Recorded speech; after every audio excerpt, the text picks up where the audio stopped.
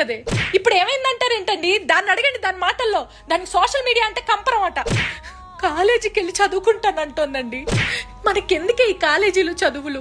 కమ్మగా 4 రీల్స్ చేసుకోక, రోజుకు 2 పోస్టులు 2 రీల్స్, ఇవే కదా మేము నీ దగ్గర నుంచి కోరుకునేది. అరే యూట్యూబ్ ఛానల్ పెట్టమంటే నానుస్తూ ఉండరా, నా కొంప ముంచరా అని ఇంతవరకు పెట్టలేదు. రేపు సంబంధాలకు వచ్చిన వాళ్ళు మీ అమ్మాయికి యూట్యూబ్ ఛానల్ ఉందా అంటే నా తలకాయ ఎక్కడ పెట్టుకోమని. మీ నాన్నగారికి 1 మిలియన్ ఫాలోవర్స్.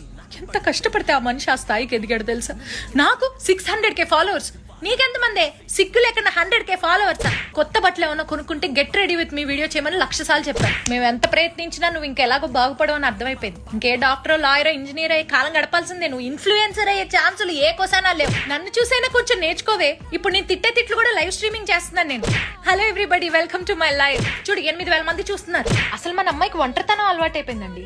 దీన్నే పబ్బుకో పార్టీకో పంపించకపోతే చాలా కష్టం. రేపటి నుంచి నువ్వేం చేస్తావు నాకు తెలియదు. ఇన్స్టాగ్రామ్ లో స్టోరీ 2 పోస్టులు 2 రీల్స్, ట్విట్టర్ లో